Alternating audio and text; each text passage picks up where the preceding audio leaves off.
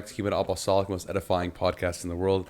I'm joined here today with Mr. Michael Habib and Micho William. Thank you guys for coming onto the podcast. Thank you for having us. Appreciate So you. before we get started on the topic, we'd like to get to know you guys a little bit more. So tell us more about yourself. Quick bio, what you're about, who you are, what you do. Sure. My name is Michael Habib. Went to A&M, and I'm a chemical engineer. I work in oil and gas. I'm not going to try to get in or explain what I do, but essentially what I do is manufacturing optimization in general terms. 99% of listeners have no idea what you're talking about. Probably.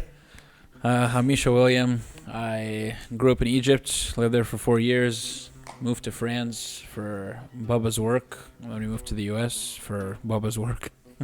His work is different now. Went to A&M for undergrad with Michael, grew up together.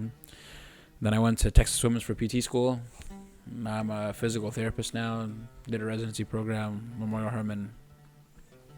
So I'm repping on the podcast. Okay.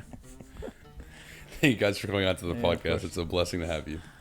So before we talk about the topic, which I have questions about why you picked the topic, but we'll get in there in a minute.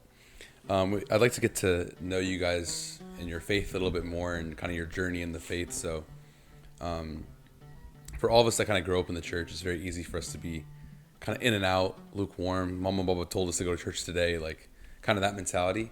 But at some point in our lives, we have to take ownership of our faith. And a lot of times, at least for myself, that happened after some things happened in my life. But for all of us, we have this kind of change. What was it that facilitated that change for you guys? What was that time period like? Kind of walk me through taking your faith seriously. So I think the moment it really hit me was probably 2019. So I graduated in May 2019, and kind of at the beginning of 2019, I realized that, the excuse that I've been, given all throughout my life was, I'll do that when I'm an adult. I'll start getting serious about my spiritual life. I'll start worrying about my health and all that. I'm still just a kid. All that doesn't matter now. It matters when you're an adult. So kind of when 2019 kind of hit me and I'm graduating in 5 months and I'm about to, thankfully have a career lined up. I kind of needed to get serious. And one of this seniors or upperclassmen at that point kind of said, college is where you either get closer to God or get further away from God, and you make that choice. So that kind of stuck with me. So ever since kind of that point forward, I was already involved in service, but it was kind of superficially. And then I think sometimes between then and a couple of years, maybe a year or two, service started getting a lot more serious. But that's 2019 is really when I started praying, when I started attending liturgies and tasbihas and taking things seriously, I guess. I probably followed a similar path. I think it was like around junior, senior year. Fortunately, we went to college where we had a good system around us where we'd have Bible study on Tuesday, we'd have tasbih on Thursday, and we would all come back to St. Mary's in Houston to serve on Sunday and Sunday school. And so we got through that routine. It became routine, like you're saying, it became a little bit more lukewarm. But I had a couple of instances in confession where I was honest in my lukewarmness to my father of confession, and he said, what is the reason why you think you're lukewarm? I said, honestly, I think it's because we maintain this level of commitment just for the sake of doing it. Everyone else around us is doing it. And so he gave me a couple of different things to do in my spiritual canon that kind of changed the way that I perceive things. And so whenever you have these periods of lukewarmness, like wake up on a Saturday morning where you don't have many responsibilities, and then you're going to add this, and this in part of your spiritual canon, it'll be a little bit more challenging, and I think it'll be something that you can start to take seriously and realize that it's part of your life now. Like, this is your conversation with God, it's your relationship that you're developing with Him, and it's the relationship that you're going to maintain for the rest of your life. So from that moment, I said I have to take it seriously. I have obviously people around me that push me to do it, but they're obviously not going to be there for me at all times. So at that point, I had begun PT school and I was living on my own. And that was a practice that I would do every once in a while. It would be a Saturday where I'm like, okay, I'm tired of this, or I'm doing it just for the sake of doing it. And every time it would reinvigorate me, and we can kind of ride the wave for lack of a better term, from there.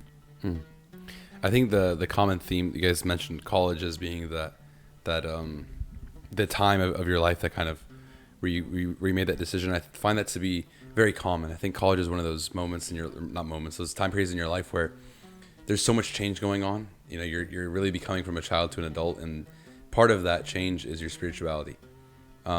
Me being a sophomore in college, right in the middle of it, like I feel that, you know, like you feel the temptations, you feel kind of like this, like being almost pulled away from, you're being pulled away on one side and being pulled towards God on the other. So I think it's just kind of this weird dichotomy between those both sides. But I like your answers. That's good. Good start. Yeah, it's 11:17 p.m. for the listeners. So we'll talk about the topic now. And the topic you guys picked was Nehemiah 2:20. And I just want to know why. So I actually didn't know we are the ones that picked the topics. Micho just kind of told me, hey, like, this is what do you think of this? And I was like, whatever you guys want to do, I'll talk about. So I'm going to defer to him. Yeah. So is this part of the podcast where you read Nehemiah 2:20 and then I answer, or is this something that we do later? Oh, should I read it for you? Yeah. I have it right here. Read it You first, and then if you have it, read it. We can kind of explain it from I guess there. I put myself on the spot. Now, if you have it, go for it. I probably should have written it down. I got it. Okay, so the God of heaven himself will prosper us. Therefore, we as servants will arise and build. So this is a verse that we had in, I believe it was 2008 or 2009 when we were building our youth building at St. Mary's in Houston. And it was kind of like they put it on these magnets that we put on our fridges at home, and it was obviously a group effort. Everyone put in their service in order to build the building and to make sure that the preparations are ready for whenever we start all of the services that are eventually done there now. And so I felt at my life there, again, it was 2009, so I was in like fourth or fifth grade, but I felt like a responsibility as, even from a youth, from the age of, it's like 11 years old, that like, this church is something that I'm contributing to and I'm building, and the services that are there are obviously to serve us, but to serve the future as well. So it was a verse that I constantly kind of play in my mind from that day. Then I thought that it was really applicable to Michael for what has happened in the past maybe 3 or 4 years. 3 or 4. St. Mary's Church has been there since 1997, and we grew up in it. It's the church that served us, and obviously the church we serve back. But there came a time where the church was very large, and through the grace of God, we wanted to open up and expand. And so they built St. Stephen's Church in Cypress, and Michael began the service there, along with a lot of the other servants. So I thought it was applicable for him at this phase of life, but I felt like it was something that kind of followed me throughout all the phases since 2009. I really like that. I think the arise and build, there's even in my life as well. It's crazy how God, puts everything together, especially like for this podcast and stuff in my own life. But I feel like arise and build is a very strong topic. It's a very it's a lot deeper than I think when you read the verse, kind of like you're just like, oh, like cool, like they built, Well, yeah, sure. But it's a lot more, and I think it kind of speaks to the synergy that we have with God, that us as believers, that He's going to build us up, and it's not just about like the efforts that we put in, but also His efforts. So my question for you is, what does that synergy look like? Like St. John Chrysostom says that God will never ask us anything beyond our power. So obviously we have the ability to go and build. How do we kind of realize, that reality, and how are we able to, when we feel discouraged or feel like we can't get up to do that, what does that look like? What does that mean? I think in my perspective, it takes a lot of reflection to like realize the talents that God put in your life for a reason. So we kind of had this discussion in our youth meeting last week, where sometimes we have certain talents that like remain dormant or hidden for different periods of time in our lives, and until we get to a certain age where God feels like it's time to reveal it. And then it's our responsibility after that to hear the calling and to arise and build, or to arise and serve. And so in my life personally, there's like either a new service or a new church is starting, and I'm like, oh, there's 1,000 servants at St. Mary's. Like we're so blessed in our church where these individuals are coming up with their own services and starting it and taking initiative. But there's always like the piece of me that says that, and that's kind of the piece that I have to fight a little bit. I have to be a little bit more aware that, okay, God's given me a certain talent. I want to use this talent in this specific way because I feel like it's my calling. And so whether it be a hymn service or a service that is, we feel like we have an abundance of people, then okay, why am I doing the minimal part of it? Why am I not taking advantage and trying to use whatever talent God has given me, even if it's like from an organizational standpoint, to actually serve. So yeah, like you're constantly fighting, like kind of like you said earlier, like where God is calling you versus what the flesh is bringing you down to do. And thankfully for us, like there's so many examples in our church that are of people who are listening to the calling and using their talents, and so it's something that I try to fight against, but also move towards each day. I forgot your question. I forgot what I was doing. I think it was kind of being stretched beyond our limits, and that I think happens maybe not all the time in service, but maybe it has its highs and it's got its lows. And I think when it's at the low point, you kind of need to step back and say, okay, is it just like this a week or a month that this is happening that's going to pick back up against, or is it kind of it's kind of this is the level and I have more time to give or more time to grow, personally or spiritually, or with family and relationships and friendships and all that. So that's kind of how I got started at St. Stephen's. Again, going back to 2019, I had just graduated. It was more so towards the end of that year. Started the job, and it's 9 to 5 or it's 8 to 5. You go to work, you come back, and there's really nothing else, right? Started going to the gym, but even then, like, what's more? And on the weekends, it's kind of like you have the entire weekend to do whatever you want. It's kind of very different from a school perspective, because in school it's like you have at least in engineering, you have a test every single week, and the weekends you catch up on the homework so you can go back and study for the exams that's coming up in a few days. So it was a completely different lifestyle. So I went to my FOC, my father of confession. I was like, hey, I have a little bit of time. What can I do? And one time after the next, and he's like, okay, like there's this church that's starting up, and we need you guys to, or I need you to kind of call these churches around, see which ones we can use. And then that's really the beginning of the story. But even when that started, that was a huge commitment in addition to the services that I was already doing at St. Mary's. So then it became to the point, going back to the highs, where you don't have a single moment to yourself. I remember going to a certain point where I would work all week and then had like Bible studies in the evenings or hanging out with friends or whatever. And then the weekend come, it would be St. Stephen's. And then I would literally get only from Saturday 2 p.m. till when I slept. That was my only free time. And then Sunday was, liturgy at 7:30, and then we'd finish at 2 or 3, and then hang out with friends, and then you got to rest for the week and kind of keep going. So it kind of got to the point where it's like, it's a lot. And I encourage anybody that's, that doesn't have a single, moment to themselves, or they don't have the general rule that I like to give is 24 hours to rest, just like God rested on, a day, 24 hours. Then I would encourage you to kind of be courageous and step up and be like, okay, this is too much. What can I delegate? What can I, give up? Because you also need that time to grow spiritually and physically and everything like that. I like that point you made, and I think I relate to it a lot, especially recently. I'm someone who likes to just work and do nothing else. And I had a conversation with my father for confession recently, and he told me, is like, to be honest, like, you need to slow down. Like, you need to just stop doing things. Like, saying no, in your case, is saying yes to like more important things. Of course.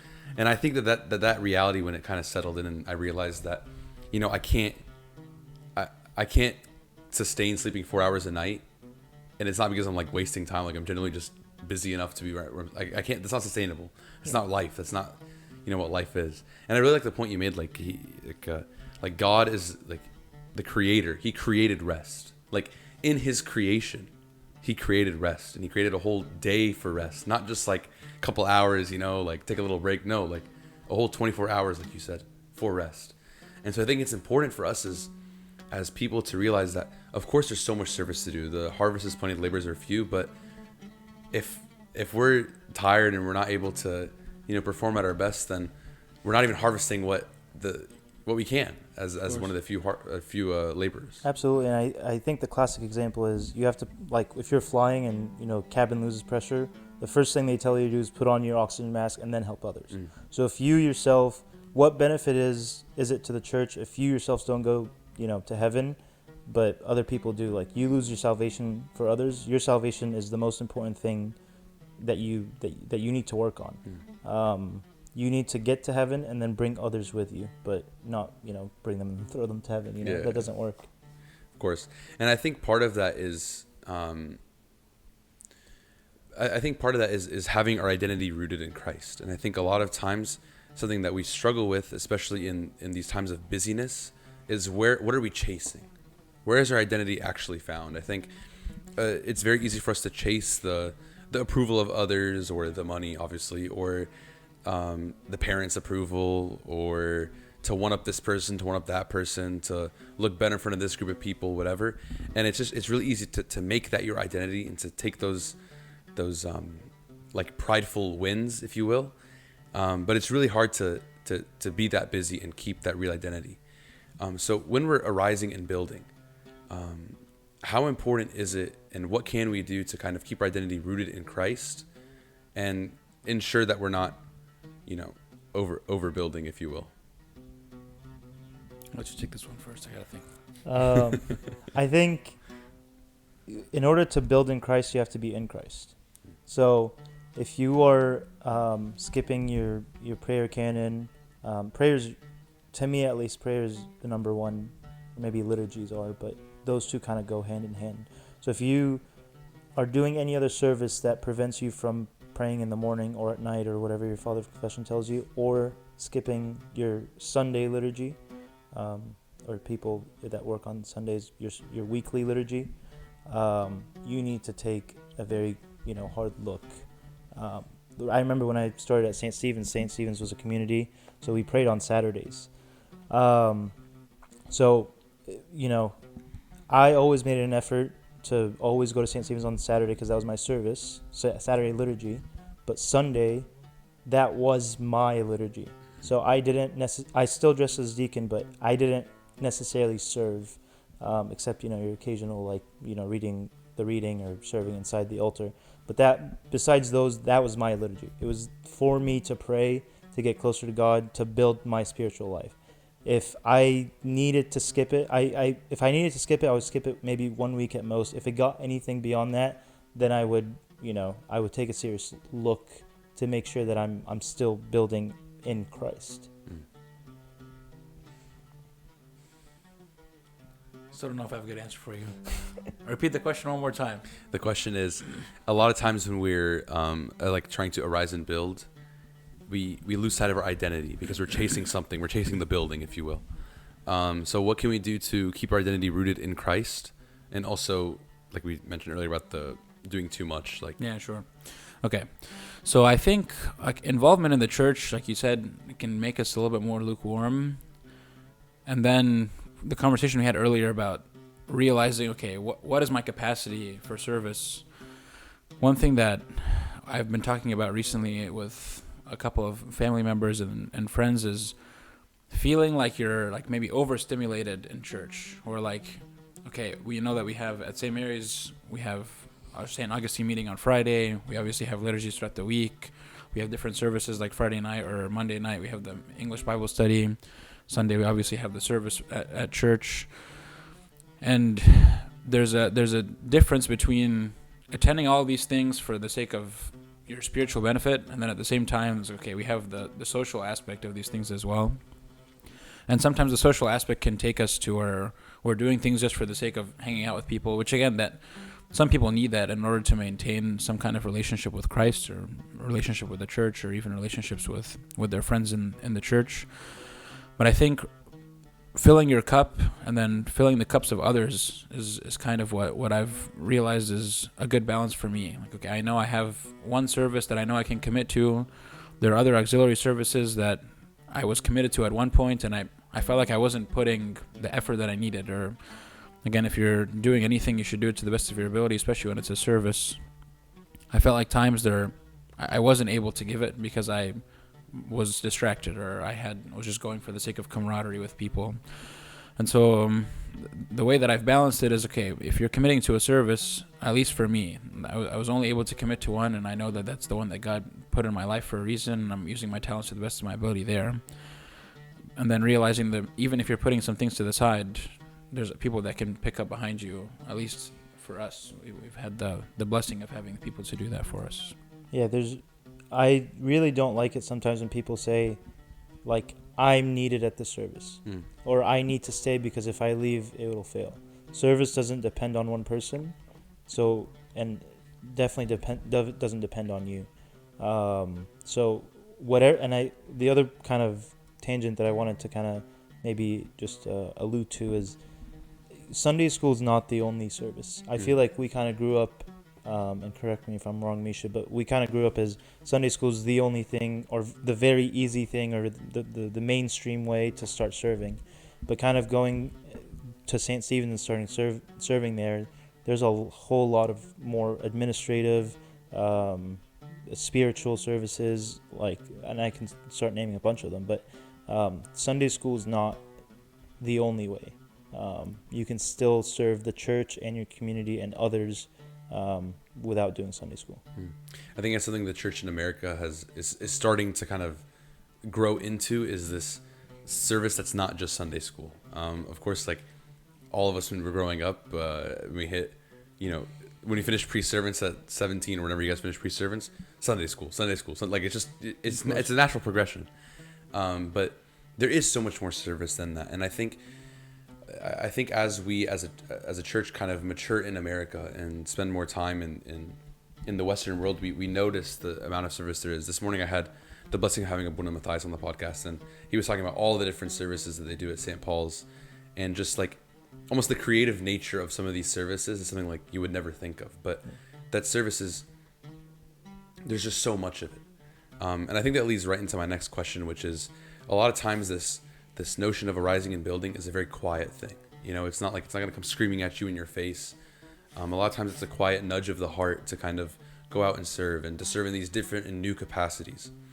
How can we kind of, if we have these novel new ideas, what is the way that we can approach them in the service versus just kind of, thunderbolting in and being like, hey, like we should do this? What's kind of the way to go about suggesting kind of these newer services? I think the first thing obviously that comes to mind is you have a relationship with your father of confession. They're your spiritual guide. What I've noticed is, like, I have these novel ideas sometimes, and then I obviously have good sounding boards, spiritual mentors on top of your father of confession that you can have as a reference, of course. And then if they are saying, okay, this is completely out of pocket, I don't think this is necessarily a service that's needed, or if it's maybe something that's repetitive, then they can put their input in the service, and then it becomes something that you do together. Again, like, no service that has started ever has been just the idea of one person that hasn't been helped out with other individuals as well. And so realizing that if God puts something in your heart like this, then there's other people that can be involved, and there's a reason that he put it in your heart. Keep praying about it. Obviously mention it to your father of confession, but it's a group effort, just like any other service that was done even in the Old or New Testament as well. Definitely don't rush into it, and that's I tend to rush into things, but so it's kind of, I guess, hypocritical of me. But one example that kind of comes to my mind is St. Mary's is a very large church, at least by the SUS diocese kind of standards. So I remember, again, kind of going back to 2019 or 2020 at that point, I remember kind of sitting in liturgy, and there was a lot of kids that were either running around or sitting, which is a typical-ish problem that you see at most churches. They're just not focused in the liturgy, right? And the liturgy, as soon as you taste how beautiful the liturgy is, and I'm thankful that I tasted it at a young age, you never want to leave, right? So kind of got me thinking. It's like, okay, the reason that they don't, are not paying attention in liturgy is because they have no idea what's happening. If they just understood what's happening and why the priests are doing what they're doing, or why the deacons are doing what they're doing, or why are we saying this, and what does it mean, and kind of all that. Not really theology or anything like that, just like basic surface level. They at least know what the deacon is supposed to do. Maybe that'll kind of tie them in. So I kind of waited a little bit, kind of, noticed it a couple of Sundays, and then I spoke to my father of confession about it, and he was like, and I spoke to another uncle as well, between that time. And he was like, this is exactly what I was thinking of. Like, I was hoping like somebody would be on the same page as me, and that's kind of how. So we started serving the fourth and fifth graders at St. Mary's and doing a deacon's class. And it was a tough service. I taught that Sunday school age at that point, so I knew the kids. They knew me. But there was really no curriculum. We had to kind of start it from scratch. So then, which again added more to my plate. Thankfully, and through the grace of God, we got that started, and we kind of, now it's, I believe it's still going. Yeah, I made 3 guest appearances and then I was out. And Micho actually helped out. There was a hymn component of it, or the responses, and he was able, thankfully, to kind of put that together. And then I was out. And then he was out. So it's always realizing, if there's something on your heart, speak with your father of confession. And if it is necessary, and if it serves somebody, then they'll actually help you and aid you and kind of help you get started.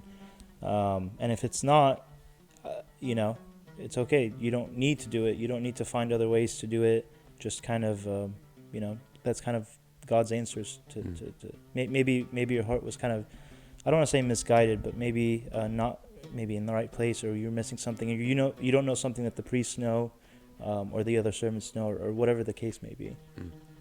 Yeah, I think sometimes though that feeling can be, like a lot of times, maybe it's just me, but I have a lot of ideas, and so a lot of times it's a very overwhelming thing, and you just kind of like, it's almost like throwing spaghetti at a wall until something sticks. So you just keep throwing ideas at a wall, and eventually something will like God will use something that you do. So I think like you said, like, bring it up if it's on your heart, to bring it up and to talk with the people that are kind of necessary to talk to about it, and eventually things will fall into place. But it can be a very overwhelming feeling, and I think the entire idea of arising and building is overwhelming. Like St. John Climacus has a saying in a whole book called The Divine Ascent, and his saying is ascend the divine ladder. What's the rest of it?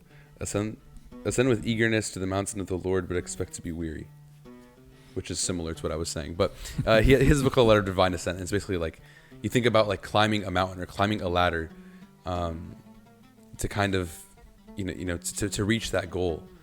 So in that time, that can be, when you're at the bottom of the ladder or bottom of the mountain, it's very overwhelming. So what's your advice, or what do you say to people that feel like, they're getting ready to arise and build, but it just looks kind of daunting?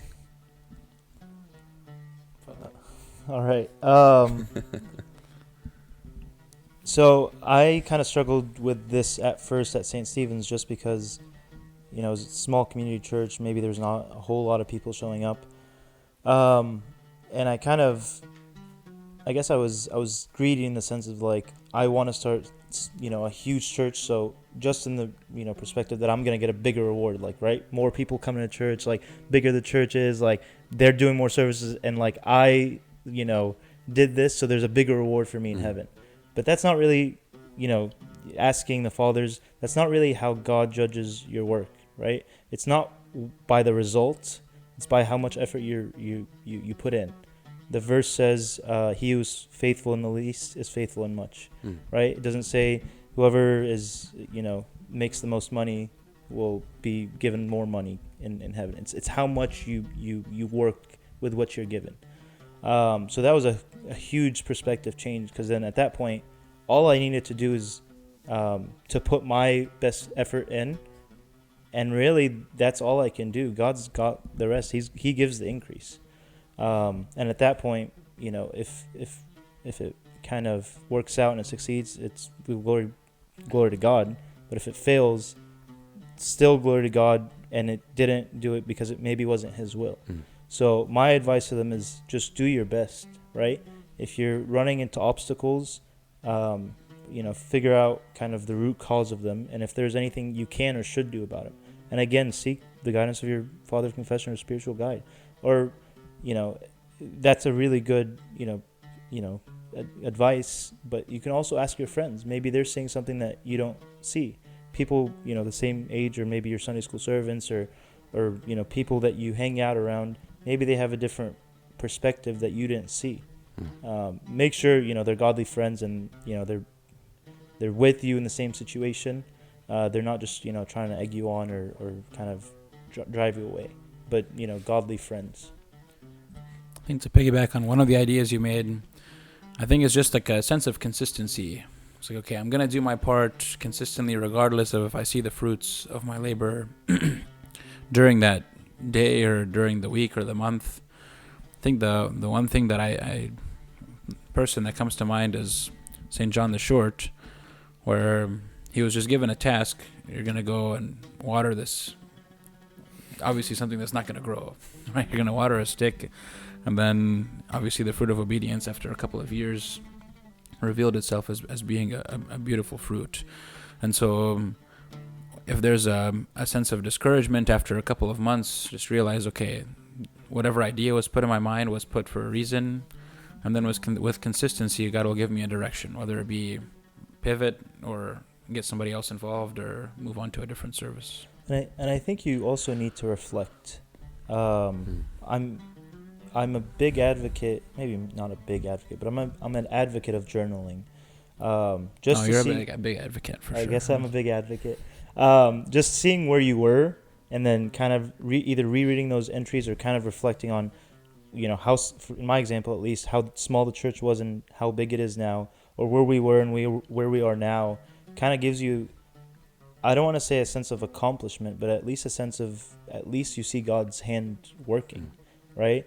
That could be applied to any service, right? It could be applied to just a deacon's class. It could be to a Sunday school, Sunday school class. Like, I'm blessed to have Sunday school kids that want to show up, that want to go to Tezbehah, that don't cause noise, that, they want to listen to the message of the week. Other churches are maybe not that blessed. So kind of that reflection kind of comes into play. At least I'm maybe think other things around me are not going well, but at least I have that. So at least reflecting on what's around you and where you come from and kind of where you're going, that I think helps with the difficulties.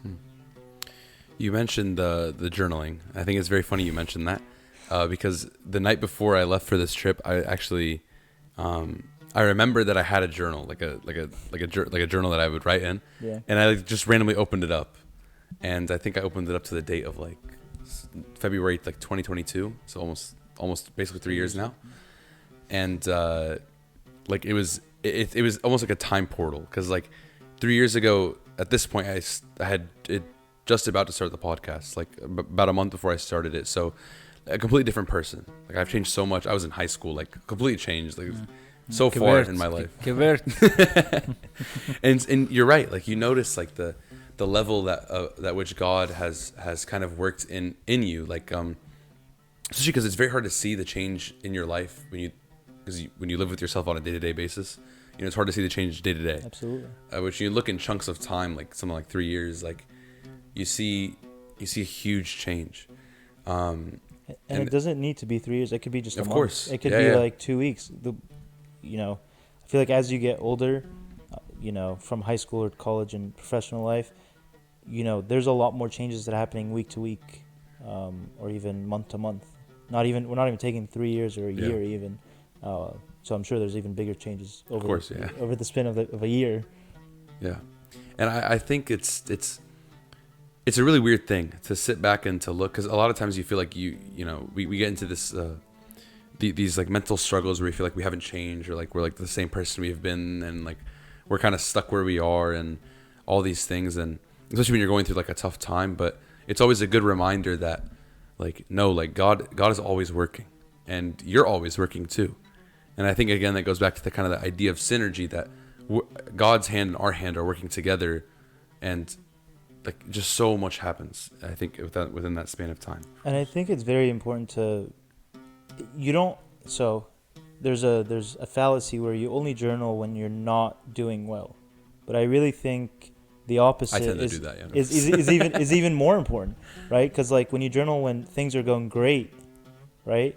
Or when God did something big for you, like land a job or help you graduate or help pass some sort of board exam or whatever exam, you know, you have that entry where you can refer to it when you're not doing well. You're like, at least, and you start kind of listing them out, and you're like, God help me here and here and here and here and here. So why would he leave me now? Right? So you putting your victories, not your victories, but God's victories, helps you in the difficulties that will come later on. Of course, yeah. I think a great example of that is you look at the book of Psalms. Like you look at the Agbeya, and the way the Agbeya is structured and the way the Psalms are structured. Like you have out of the depths I cried to you, and the next psalm is praise the Lord. Praise like the Lord. It's night and day, and I think it's kind of that same idea. Like in our lives, they're so up and down. Every single day is one day can be the best day ever. One day can be like, for example, last week. I'll tell you a little story. Okay, I'll tell you what happened. So last week, this was on last Monday. So I woke up late for class. I have 8 a.m.s. Okay, woke up late, of course. Go figure. And I commute to school, so I'm like a 40-minute drive away. And I get in my car, turn it on. Guess what? I need gas, of course. So I go drive to the gas station, and I go to pull out my wallet. I left my wallet at home. So I drive back home, okay? I get my wallet. I go back. Yeah, show up to the 10 a.m. class. So I have an 8 a.m. Or on Mondays I have 8:30, 9:30, 11. Okay, those are my 3 classes. Okay. So then I'm like tired best. So then I go back home, go back to the gas station, pay for the gas. I'm driving. At this point, I'm missing my 8:30 a.m. There's no way I'm making it. Sure. Also, Mama, if you're listening, it's not. Okay. Please ignore. This is not. Just one class. Skip forward. Just one class done. It's okay. By the time this comes out, Yanni, Hopefully you'll have this won't be in the memory. memory. And so then I'm like, okay, I'll make the 9:30. Like, no problem. So I'm driving, and I'm going 51 and a 45. Okay, 51 and a 45. I get pulled over. Yeah. I get a ticket. We're going 6 over, all right? Like, it doesn't happen. Like, normally, like, Yeah, of course. like no one gets a ticket for going 51 and a 45. Like, it doesn't happen. Yeah. So whatever, that's for, the police, we're there for 30 minutes, whatever. And so I'm like, okay, now I'm going to be late to my 9:30, but, like, I'll still make it, like, the end of it, okay? And I'm driving, whatever, and there's a huge accident on the road. Bumper to bumper traffic. Like, I'm on the highway, like, I'm not. So I miss my 9:30, and I make it to school just in time for my 11 a.m. My 11 a.m. is dynamics, okay? I step in on Monday. We have an exam on Wednesday, okay? I step in, I sit down, we're doing a review for the exam. I promise you, I have No idea what's I happening. don't have a clue what's going on the Of board. course. I couldn't tell you anything that's happening, okay? So I'm like, whatever, like, this is crazy. Like, I don't get it, whatever. Finish whatever. And I was like, you know what, I'm just gonna eat and then, like, do my homework and, like stay on campus, study, kid, that'll be fine. I get a call from Mama. Answer the phone. Yes, Mom. And she goes, Isaiah, like, your bathroom's flooding. Of course. Of course. What else could happen? Literally. You're running out of big variables. So I go home. I, like, clean the floor, whatever. Like, the pipe, like came loose or something, and tightened it, whatever. And I was like, this is the worst day ever. Like, this is actually the worst day that could happen. This is all before 1 p.m. Like, terrible. The rest of the day was like whatever. Just kind of did whatever. Went to sleep. Woke up the next morning. Next morning, I had a career fair. And we had OCAD for OCCM, Orthodox Christian Awareness Day for OCCM. So like a big tabling event, basically. Okay. So I wake up early, I go to the career fair, having great conversations with the recruiters. Like everything's actually going well, and like I got like a couple of like interviews and stuff. Like, so nice. things are great. And go to OCAD, we have these amazing conversations with these people, and like we're talking to these people. Like this Lutheran guy comes up, we have a 45-minute conversation with him. Another guy comes up, another 40-minute, like 3 hours worth of conversation. Like, just people keep coming up, asking amazing questions, like they're actually interested. Finished that. I confessed. Great day. I sit down. I'm studying for dynamics, take a practice exam, like easy 90. Like, killed it, yeah. Killing it. Oh, no. And I had some work to do for OCCM, like breeze through it, whatever. Go to OCCM at night. We're having a good time, go home. And I like got home and I realized, like, man, I really had the worst day on Monday and the best day ever on Tuesday. Immediately. It's crazy. Like the ups and downs that life gives us are insane. And so I think that to realize that and to really internalize that and to realize that God never leaves you. Like on Monday, like very like the thoughts were crazy. The thoughts were like, God, like what's going on? Like, yeah, absolutely. like if you're beefing with me, like we can talk about it. Like we don't have to like take it out on me like this, you know. But it's just it's a testament to realize that sometimes God humbles us to make us realize how much we need Him, but He's never going to leave us hanging. You know, there's always that good that comes at the end. There's always that light at the end of the tunnel. So yeah, and that could be like the misconception of the bad days is when God left me, and then the good days is when God's there in my life. And I think that's a lot of times people are just like they have like lukewarm days. So like maybe those are the days that like God wants you to reach out to Him, or God wants you to say the extra prayer, or God wants you to go do a service that you've been meaning to do. And I think we put the phone down a little bit more than we should, for sure. And I think either in both of those days, whether it's a really bad day or a really good day, I feel like Satan's trying to get us to curse God in our bad days and kind of, you know, get us to be prideful to be on our good days. And I think in both of those instances, gratitude plays a huge role.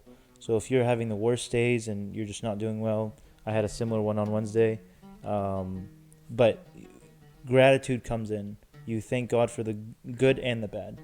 And if it means, I think, a lot more to God when you thank Him for the bad, which may not be bad, by the way, than it is for the good. It'll kind of, there's a saying of the Father, and I'm going to butcher it, but I'm going to say it anyways. Satan tries so much to get us to curse God, but you kind of, the more you give thanks, the more He kind of gets angry and He goes away from you. And that's kind of what I try to do on the bad days, at least.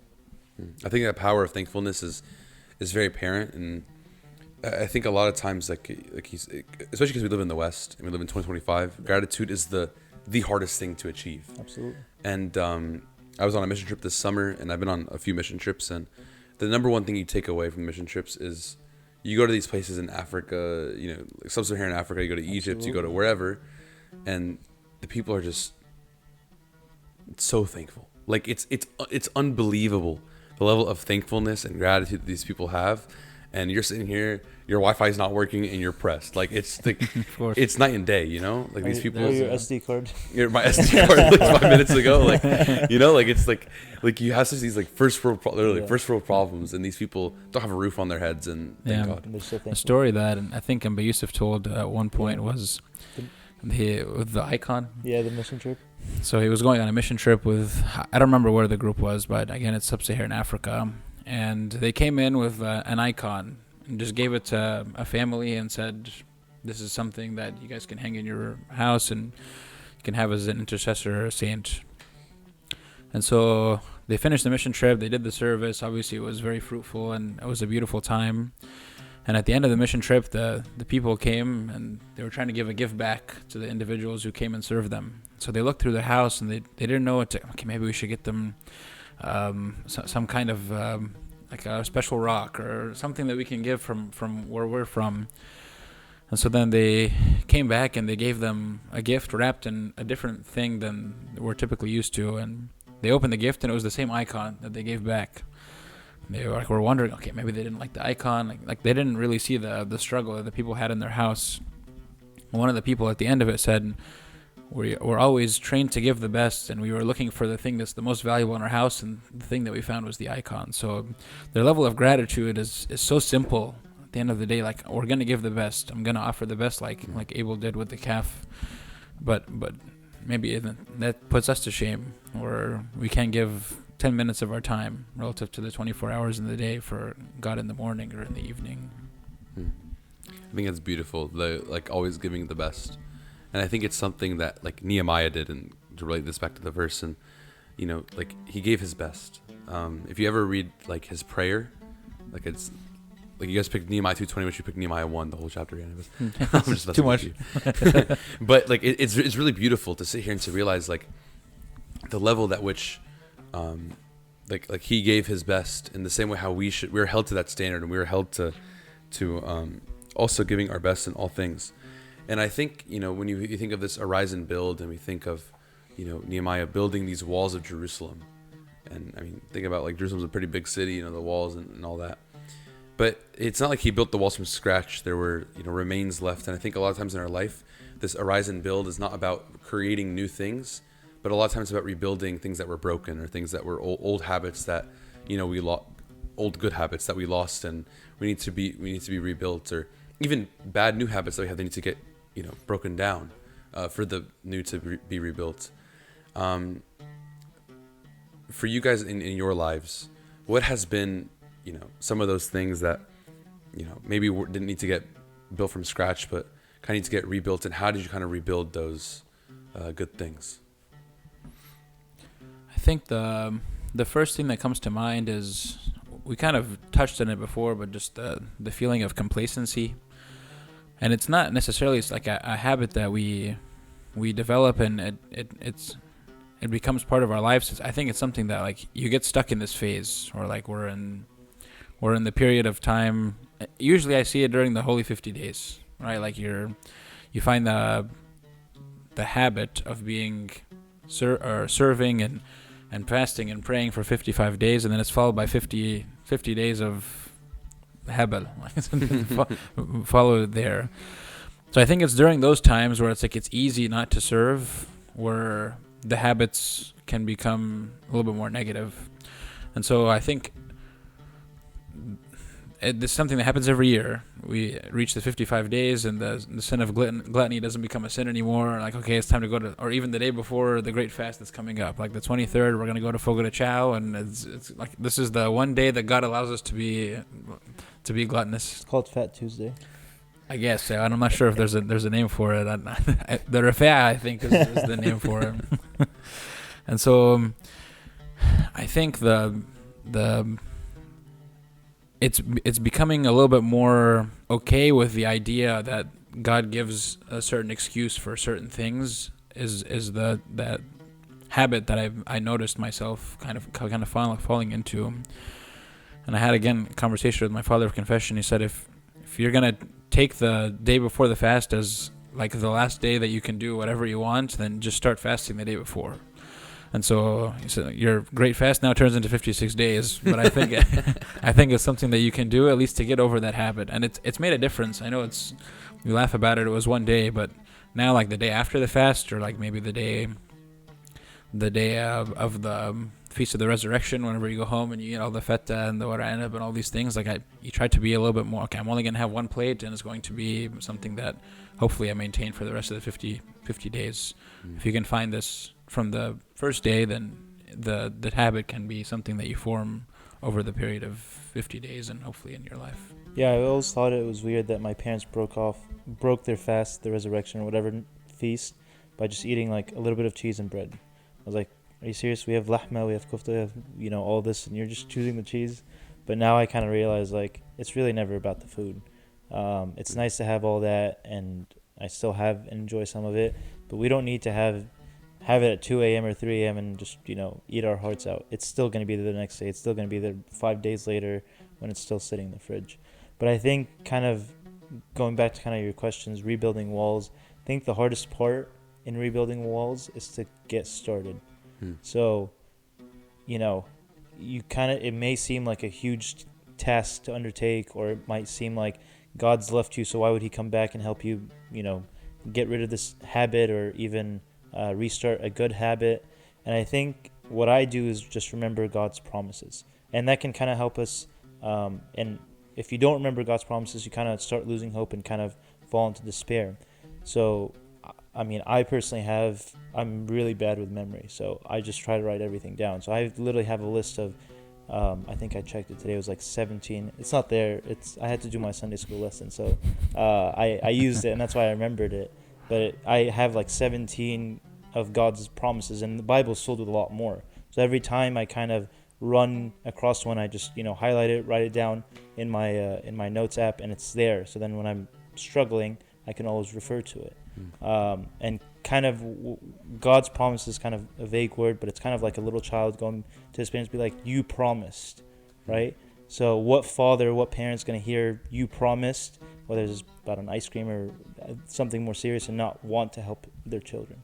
So it kind of gives me a bit of comfort that God said it, and God is truthful, so he's going to honor that word. I really like that. I think like you said, the promises that God gives us is something that we need to realize. And God promises a lot of things. Absolutely. But yeah, I like that. There's another verse in Nehemiah. I forgot where it is in Nehemiah. But there's another verse in Nehemiah that I enjoy a lot. It's basically like when the people around him are like trying to tell him to come down and they're trying to like bother him basically. He says, I'm doing a great work and I cannot come down. And I think that this is something that's very relevant in my life right now. Is there's a lot of distraction. There's a lot of things going on. I'm a college. Sorry, it's very tired. College student right now. There's a lot of things going on in life, and then also, just I tend to be very busy. So there's a lot of things to distract. But like I'm doing a great work, I cannot come down. What does that verse mean to you guys in your life, and how have you lived it out? And what is your advice to people who feel like they are they are doing a great work, but they're trying not to come down, but man, are they getting dragged down? So talk me through that. It depends if they're being dragged down or being burnt down, right? If they're burning themselves out, again, we kind of go back to the beginning of like, you need to help yourself first before you help others. But if you still have the energy, if you still have, if God gives you enough grace and will and power to do that, then by all means continue.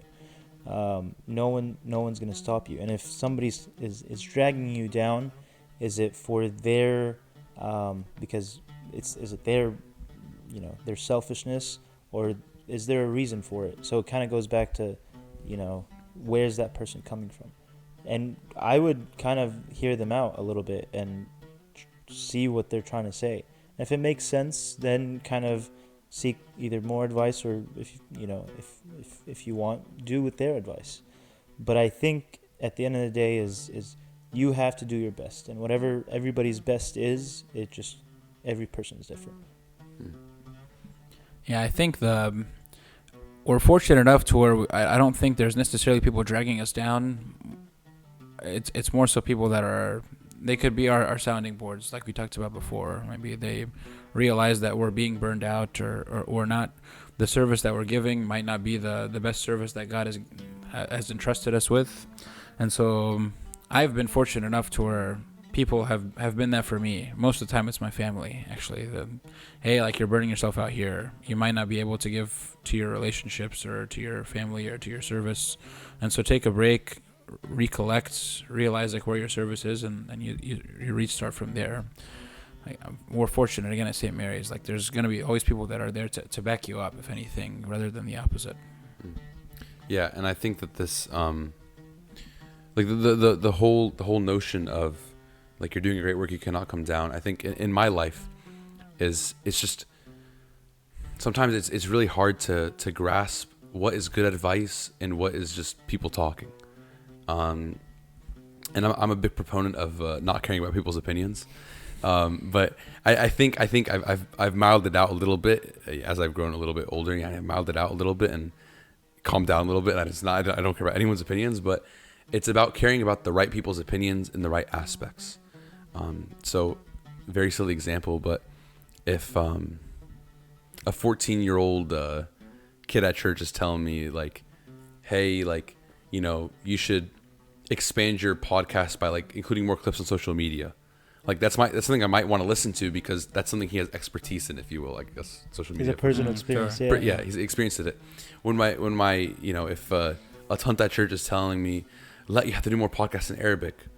Yeah, maybe I don't have to, take that take it with a grain of salt. Might be challenging. Might be a little bit hard, That might be what causes the heresies there. But that's even that tunt. Maybe you can't do it now, but what's stopping you doing it in the future, right? Of course. So that's one of the things that, you write down. What's stopping me is my Arabic ability.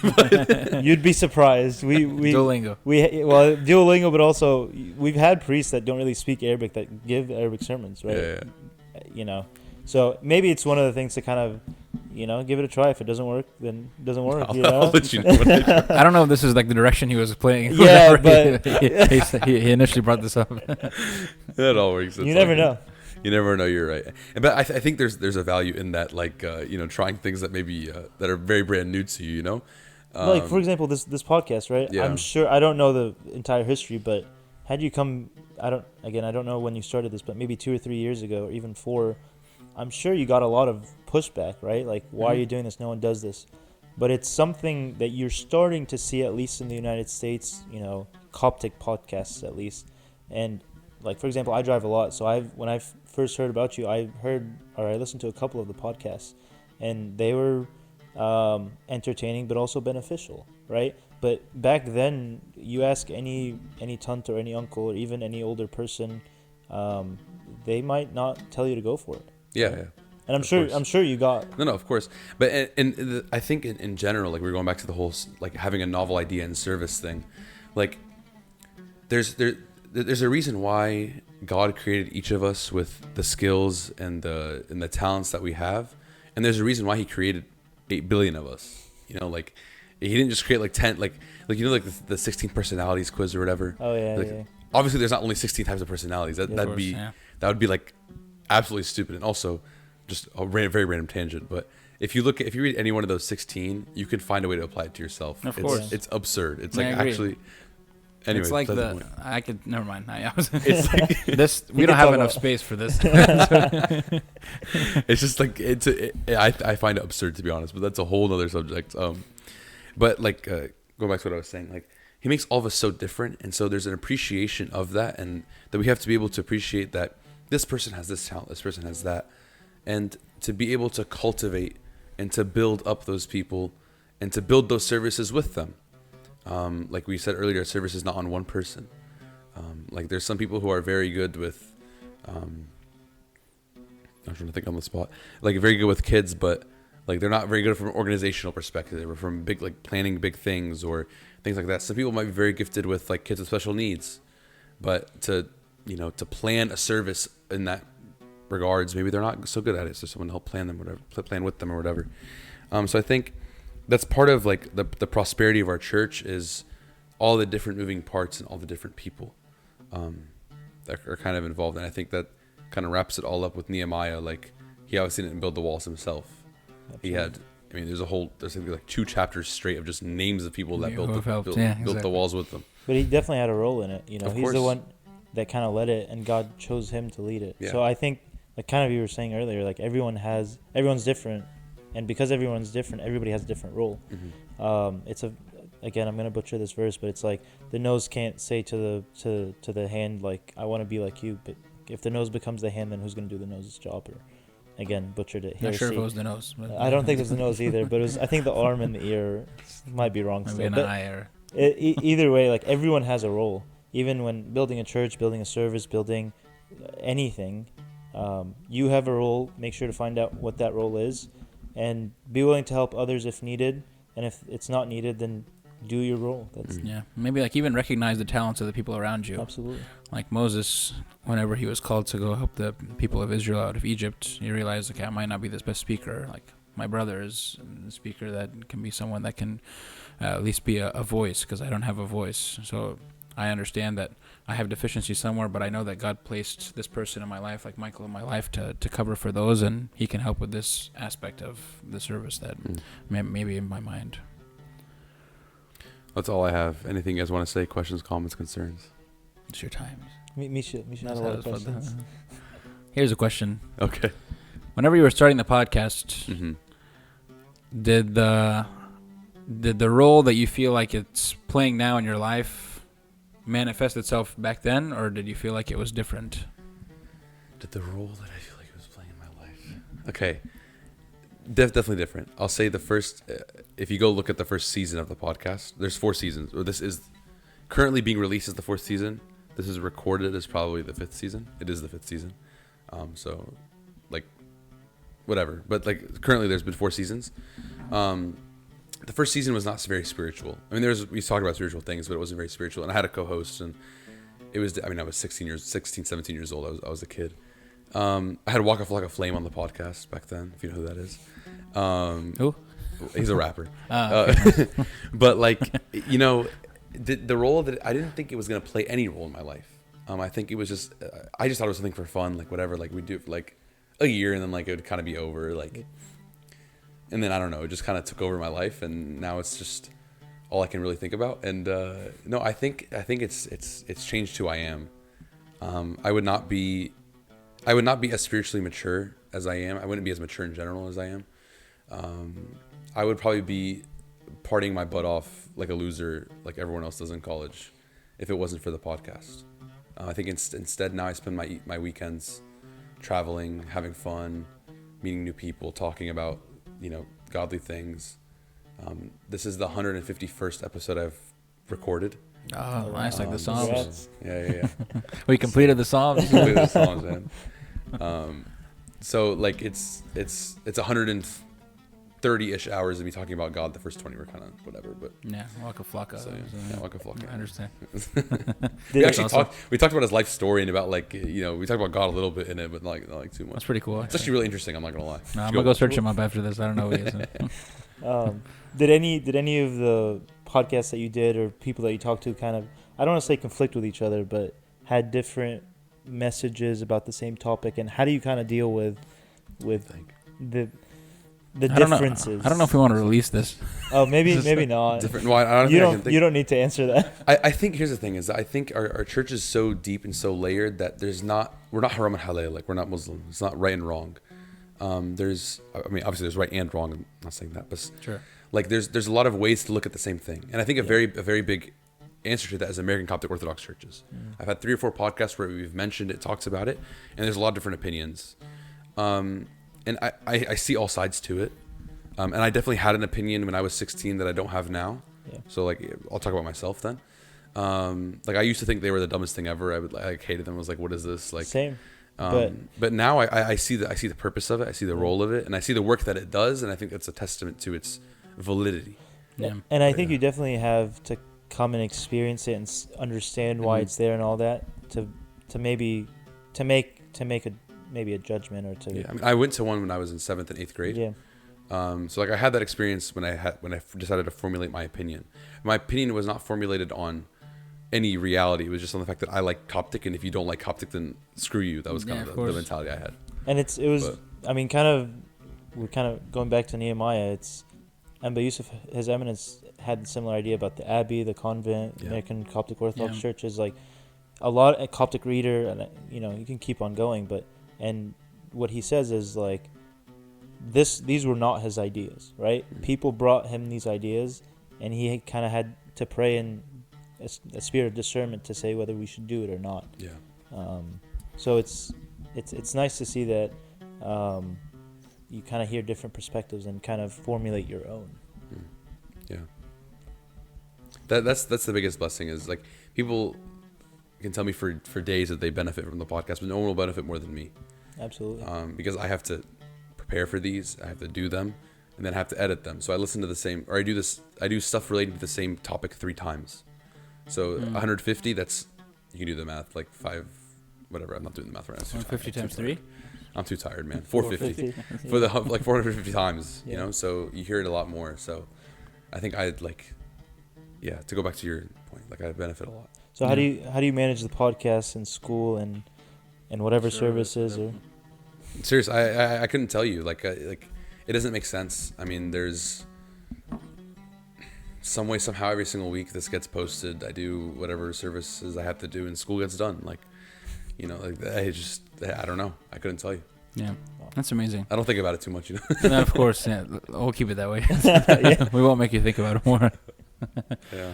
Thank you for having us, Isaiah. No, thank you guys for coming on the podcast. It's a blessing and a pleasure. Absolutely. We'll get you some barbecue tomorrow, inshallah. That'd be great. Thank you guys for coming on to the podcast. It was a pleasure and a blessing.